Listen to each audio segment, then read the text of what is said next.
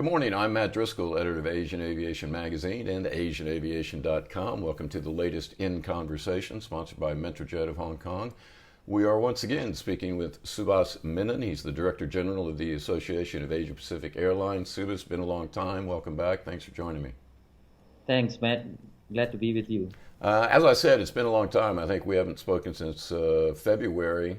Things in Asia were a lot different then. But things seem like they've eased up a lot. I took my first flight in 2 or 3 years in March here to Cambodia. No PCR test required, although I took one before I left Singapore, but they actually changed the rules the day before I left. Japan is opening up a little bit. Other countries seem to be opening up.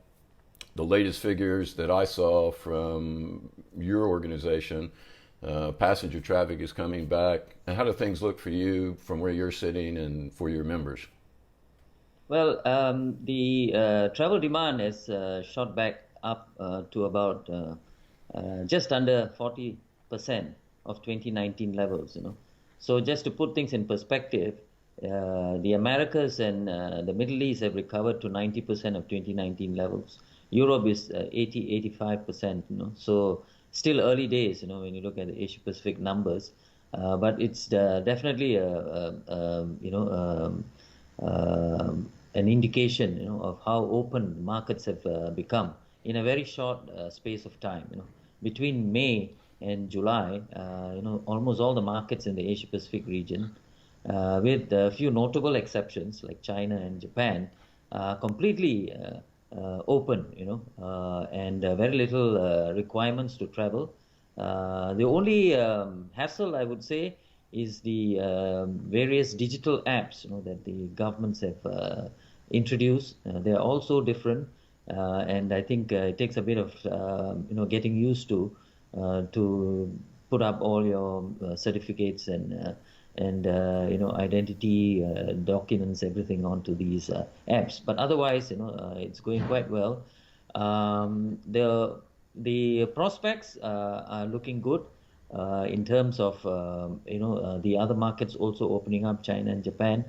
Japan, I think before the end of the year, they will probably open up as well, although China will take a bit longer. But I think the biggest challenge for the airlines, some of them are making operating profits already, but I think the biggest challenge is the huge mountain of debt that they have accumulated over the last 2.5 years.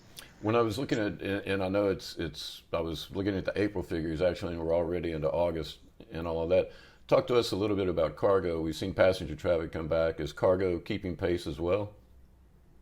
Yes, cargo has slipped off a little bit compared to what it was doing in 2021 and 2020, and this is is not because the cargo market is not there, but it's more because of the capacity, that airlines have, because they haven't put back all the supply that they had in 2019. So belly hole space is also limited. So I think that is why you see about 2 to 3% down in terms of cargo, and the constraints that cargo is facing are actually all short-term constraints. The shutdown in China, that is affecting Asia-Pac Airlines cargo demand, as well as the Russian-Ukrainian conflict, which is also damaging the supply chains. But I would say it's short term, at least as far as the Asia-Pacific region is concerned, and the online retail market is still very strong. So I think cargo would bounce back in a short while. I was curious because I saw some reports recently. I mean, we've seen the revenge travel happening, U.S., Europe, and in a lot of cases it's absolute chaos because the airports and the airlines really weren't ready for it. Are your members seeing, is it mainly leisure travel that's coming back? People going to go see grandma and grandpa that they haven't seen in 3 years? Because I've seen reports also that business travel is coming back stronger than people thought. I think mainly for trade meetings, trade conferences, things like that. What are your members reporting in terms of leisure versus business, things like that? Well, the truth is, all aspects of travel has actually bounced back. Business travel, leisure travel, VFR travel. Travel is really very strong. They've all bounced back. So, I mean, they call it revenge travel. I think that's what it is at the moment. There are some obstacles to this sustaining. Which is which you just mentioned earlier when we were chatting, cost inflation. I think this is affecting a lot of households. When I went back to Singapore after 2.5 years, I mean, the cost really shot through the roof. And now when I've come back to Sydney just after 2 months, already I'm seeing, about a 10 to 15% increase in cost. So this is going to affect people's pockets. That's one. The second factor, I think, is also, consumer sentiment. Consumer sentiment is also a bit edgy at the moment. People are, taking a wait and see approach here in Australia. The interest rates have gone up so much that people are saying that their loan repayments for housing, have already doubled, in such a short period of time. So this is definitely going to be something that we have to watch very carefully. Hopefully, the Russian-Ukrainian conflict doesn't last too long, because that is also affecting how people perceive, where they want to fly to. So, they might shift to shorter haul destinations, but then the whole of Asia Pac is not open yet. So, that might also be a dampening effect on the demand. Talk to us about China and Hong Kong. I mean, that's China is still maintaining this sort of zero COVID policy. Hong Kong, I saw something, I think yesterday they were talking about possibly not dropping but reducing the quarantine times. Is China ever going to open back up completely, and Hong Kong as well? Yes, I think they go hand in hand, China and Hong Kong, and the zero COVID strategy adopted by China, shows no signs of abating. And the Chinese have already indicated that borders will only reopen to and from China by the middle of 2023. So I think not much is going to change until then. But of course, the new Hong Kong government has been talking about how it is impacting Hong Kong as a hub, a financial hub, aviation hub, a hub for almost everything in the past. So maybe they will relax a bit more. But at the end of the day, I think quarantine, even a single day quarantine, is going to be a big deterrent for people to travel, especially when they can go to so many other places without the need for quarantine or testing. So yeah, I think this is something we need to watch. I think the U.S. has also dropped its testing requirements as well for foreigners. So we'll see what happens. Subhas, we need to take a quick break to hear from our sponsor, Metrojet of Hong Kong. We'll be right back after this. We're going to have the crown jewels of Asia, and I promise you, we're going to have the nicest and busiest business aviation hangar in the region.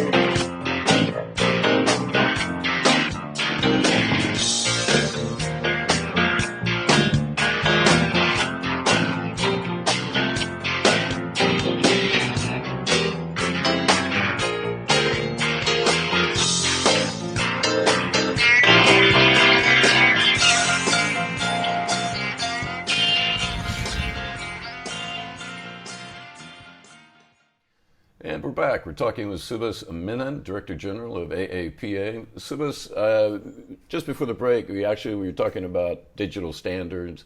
This has been a big thing for me ever since the pandemic broke, because we had everybody and their dog came up with a health pass. IATA had the travel pass. IBM had something. There were 50 million applications out there. Nobody could get the standard. I mean, ICAO came out with standards. IATA had standards.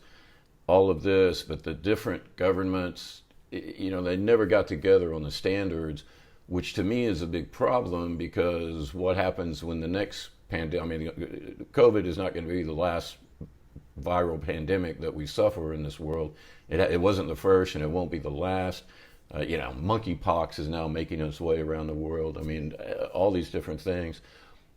What kept the industry from agreeing on one set of standards? I mean, we have standards for passports. So every passport from every country has to have X, Y, and Z features in it.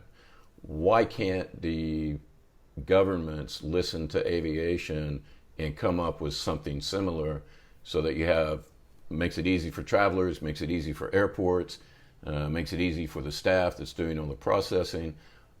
What kept the world from agreeing on a set of standards? Well, in my opinion, I think the biggest stumbling block was that the health authorities were calling the shots. So the aviation regulators, they met at the high-level meeting of ICAO last October, and they all said that we got to standardize, we got to harmonize all these things, but then they weren't able to get the health authorities, to talk to each other. There is no forum where the health authorities are talking to each other. WHO put out a lot of guidelines, but countries were not following this. So I think that was the biggest stumbling block. The second one is that all of this, has to be tied to a digital identity. For digital passes to work, you need to have a digital identity in the pass, instead of using a physical passport. And the technology is there, to incorporate a digital identity into travel passes. But governments were very, very cautious in allowing this to happen, because, of course, access to the borders was something which was controlled very tightly by governments. So these two aspects, I think, made it almost impossible for a harmonized and a standardized model to be rolled out. So as we were talking about it, each government has its own app, and each government's architecture has its own structure. So what we need is really for governments to at least make their apps open source and interoperable.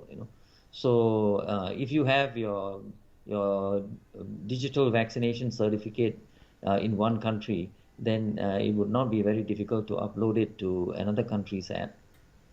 Do you see, I mean, is that happening, or are governments moving in that direction? Yes, it is. It is something that is being talked about. Of course, the initiative is taken by the industry, and we had quite a good discussion at the last Asia-Pac DGCA conference in Seoul, and the governments are also going to put this up to the ICAO Assembly in October. So hopefully before the end of the year we have something which is quite standard. But the other thing, I think what we need is a more rigid and resilient model. Just shutting down borders is not the answer. So you need to have certain criteria as to when you're going to close your borders, either because your health facilities are not able to cope, or you want to shut it down for a short period of time until you get an understanding as to how bad the virus is. But just shutting down the borders and then letting the industry, tend to their problems, on their own, I think is not the answer.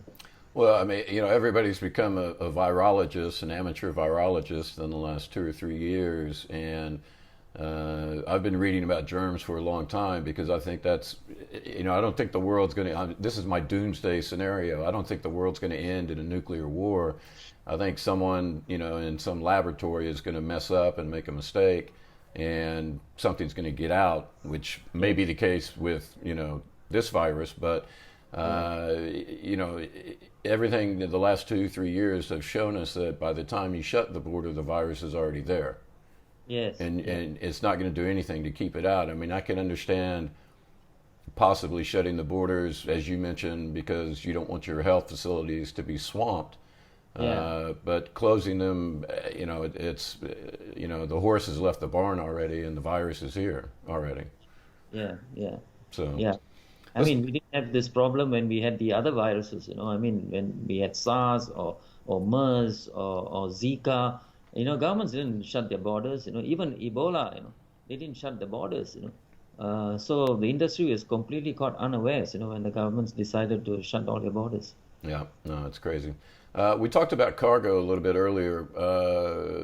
Give us sort of your outlook for cargo in Asia Pacific.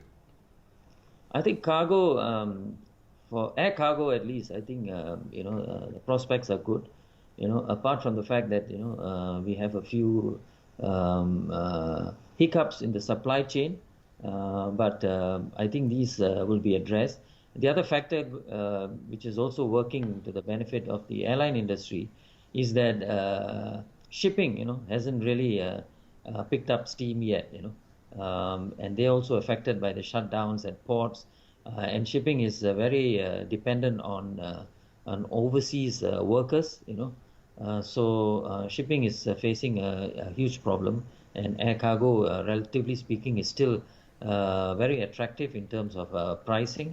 So I think the prospects for cargo are very good, and with all the surges in the virus, and a lot more people working from home is also good, because you see a lot of online retail pickup happening across the globe. So prospects for cargo are good, even though it's slid a little bit from 2021 levels. The cargo demand is actually still higher than what it was in 2019. So I think it's quite a resilient market.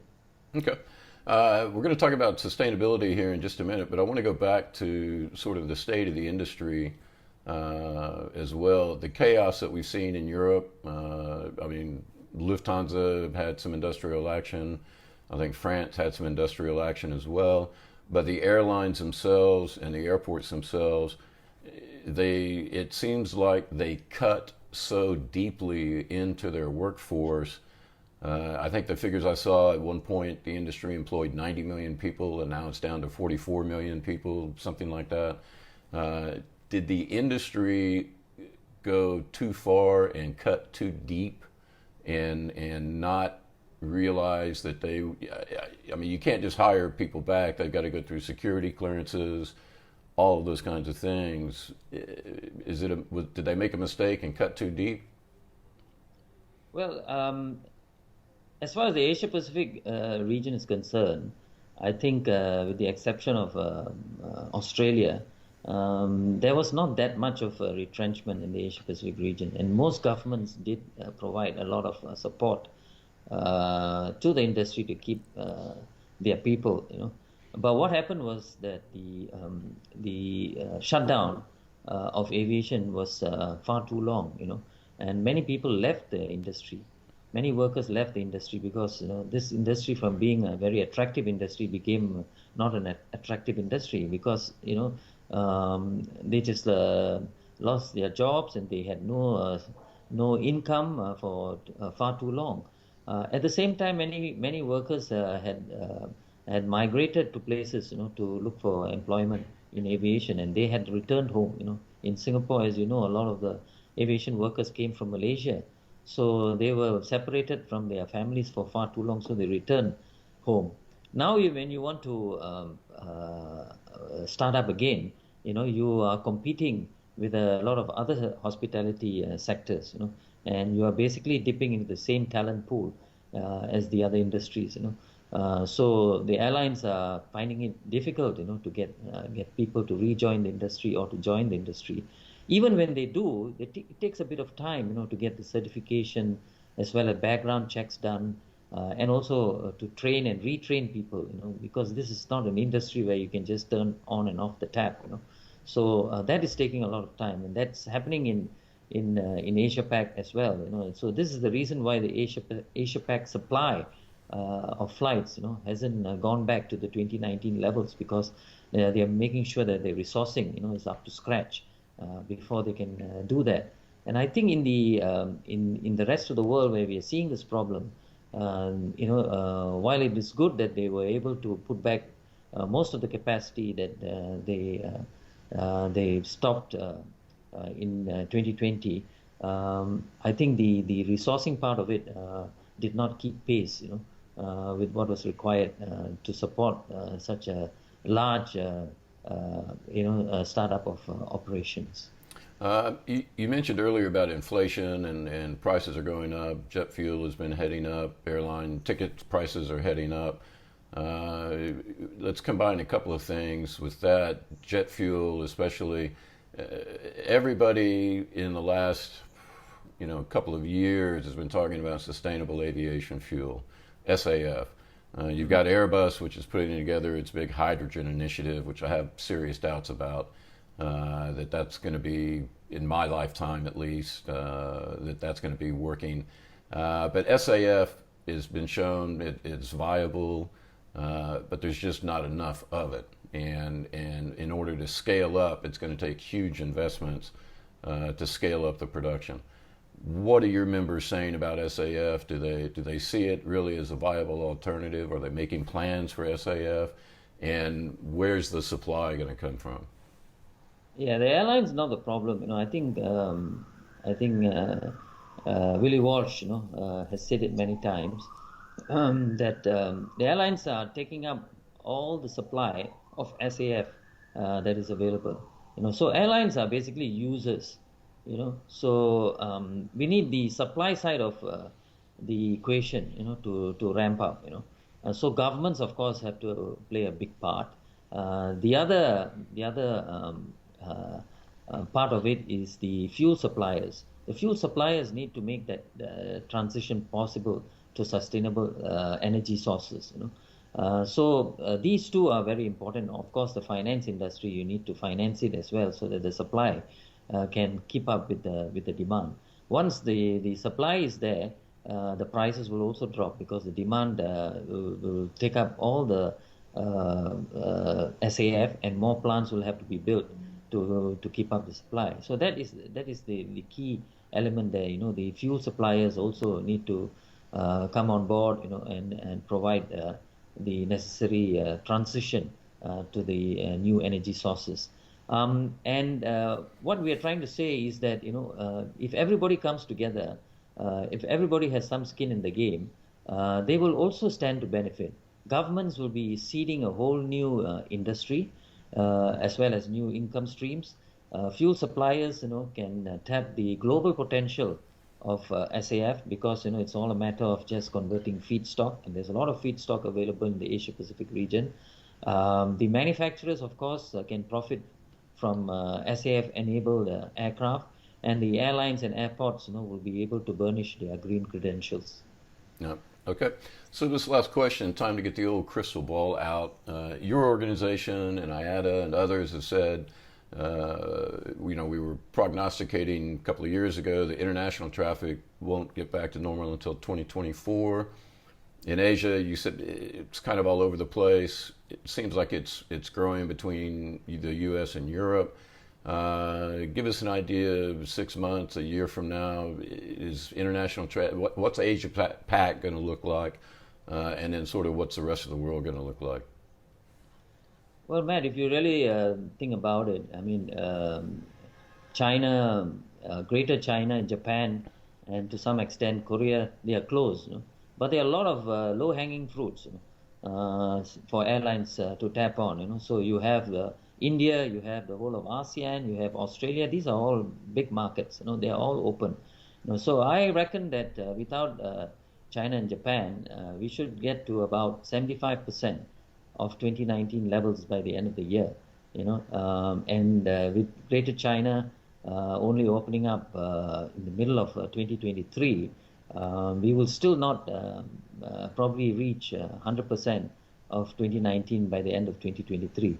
So the prognosis of 2024, I think, is still, probably the most realistic projection that we can make. Okay. Subhas Menon, Director General of the Association of Asia-Pacific Airlines, thanks for joining me in conversation. Thanks. Nice talking to you, Matt. All the best.